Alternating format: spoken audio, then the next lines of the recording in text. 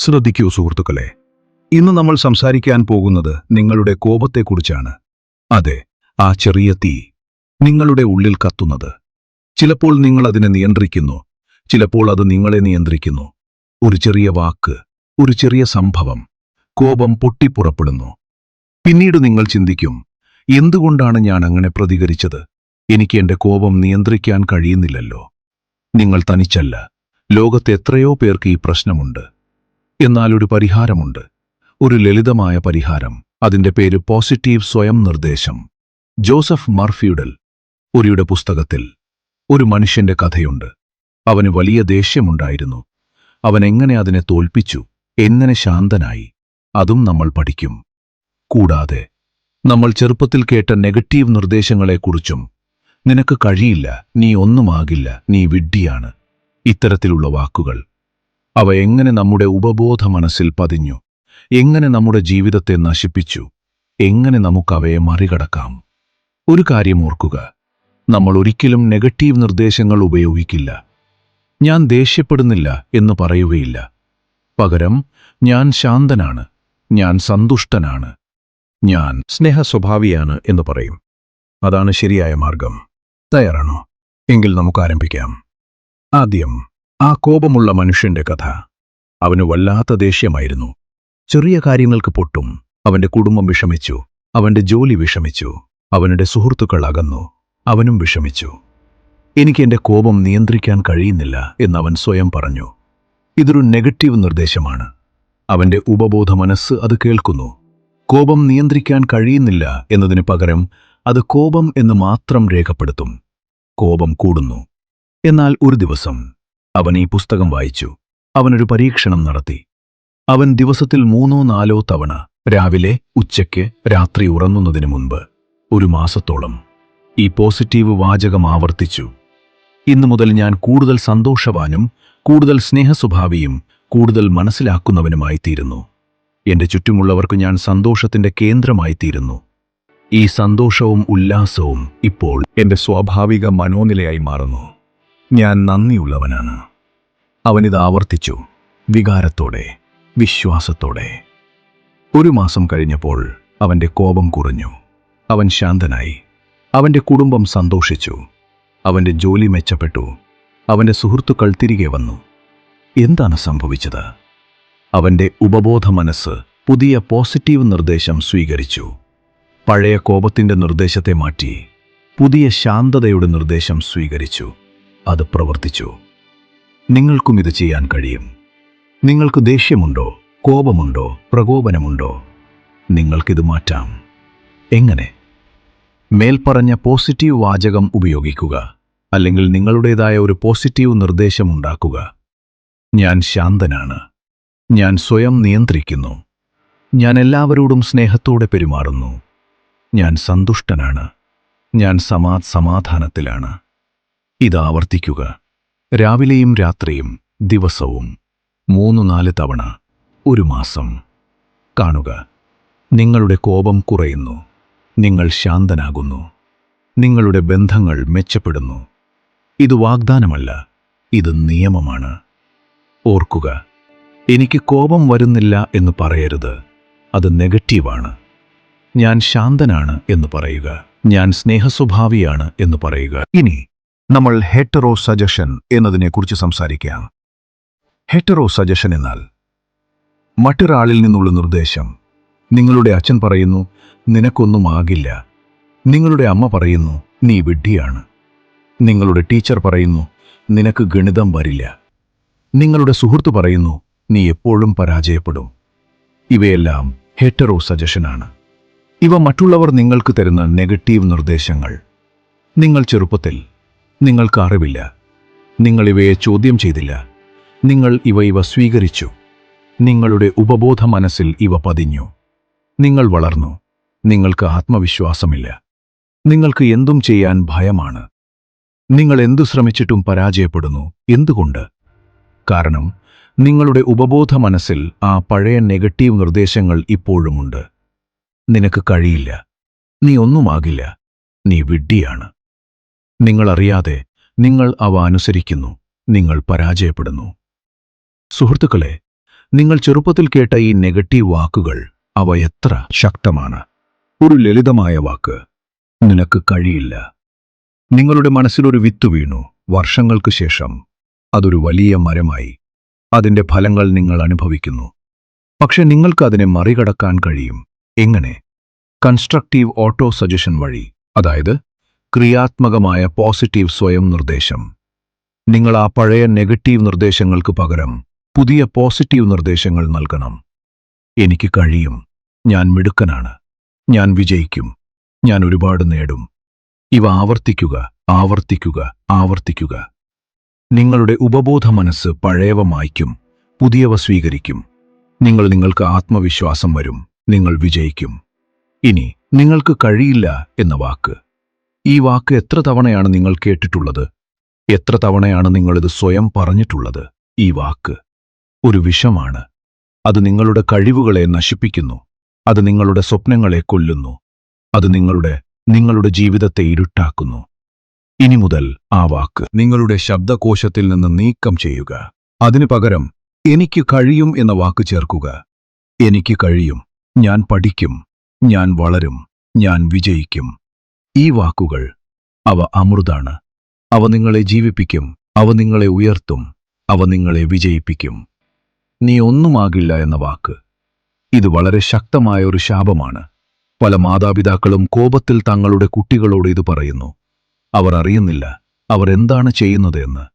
അവർ തങ്ങളുടെ കുട്ടികളുടെ ഉപബോധ മനസ്സിൽ ഒരു വിഷവിത്ത് നടുകയാണ്. ആ കുട്ടി വളരുന്നു, ആ വിത്തും വളരുന്നു.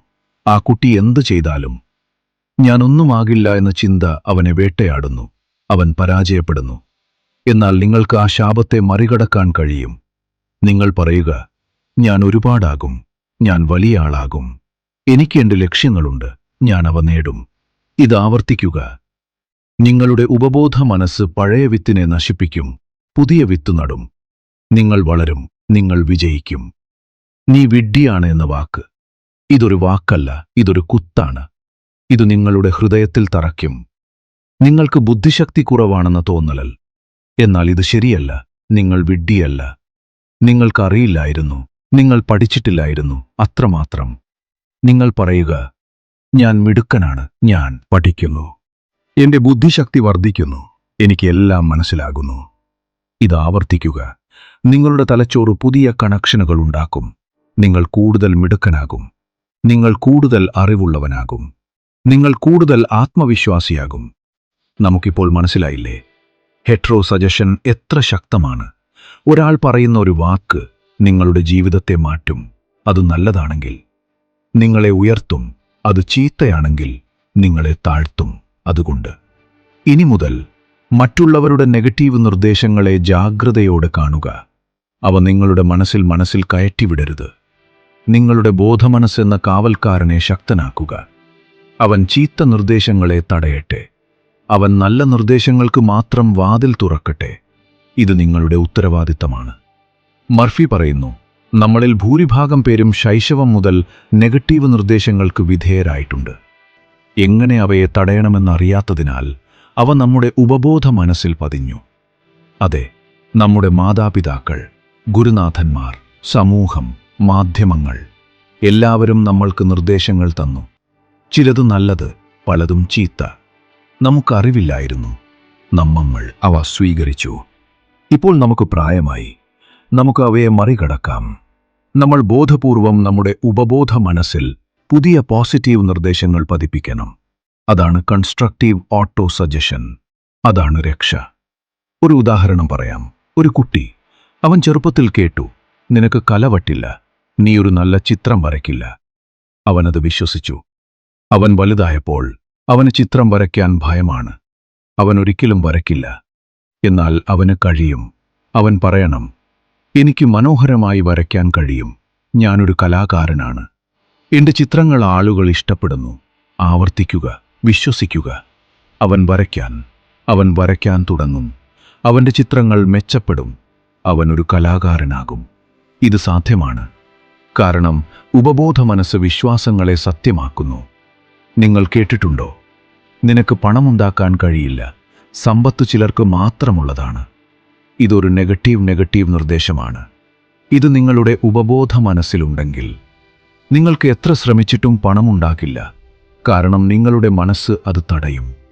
നിങ്ങൾ പറയണം, എനിക്ക് പണമുണ്ടാക്കാൻ കഴിയും, ഞാൻ സമ്പത്ത് സൃഷ്ടിക്കുന്നു, പണം എൻ്റെ അടുത്തേക്ക് ഒഴുകുന്നു, ഞാൻ സമ്പന്നനാണ്. ഇത് ആവർത്തിക്കുക. നിങ്ങളുടെ സുബബോധ മനസ്സ് പഴയ വിശ്വാസത്തെ മാറ്റും. നിങ്ങൾക്ക് പണം വരാൻ തുടങ്ങും, നിങ്ങൾ സമ്പന്നനാകും. ഇനി മർഫി പറയുന്നു, നിങ്ങളൊരു മുതിർന്ന വ്യക്തിയാണെങ്കിൽ, ക്രിയാത്മകമായ പോസിറ്റീവ് സ്വയം നിർദ്ദേശം ഉപയോഗിച്ചില്ലെങ്കിൽ, ഭൂതകാലത്തിലെ ഇംപ്രഷനുകൾ നിങ്ങളുടെ വ്യക്തിപരവും സാമൂഹികവുമായ ജീവിതത്തിൽ പരാജയത്തിന് കാരണമാകും. അതെ, നമ്മുടെ പഴയ വിശ്വാസങ്ങൾ. അവ നമ്മുടെ ജീവിതത്തെ നിയന്ത്രിക്കുന്നു. നമ്മൾ അവയെ തിരിച്ചറിയണം, അവയെ ചോദ്യം ചെയ്യണം, അവയെ മാറ്റണം. എങ്ങനെ?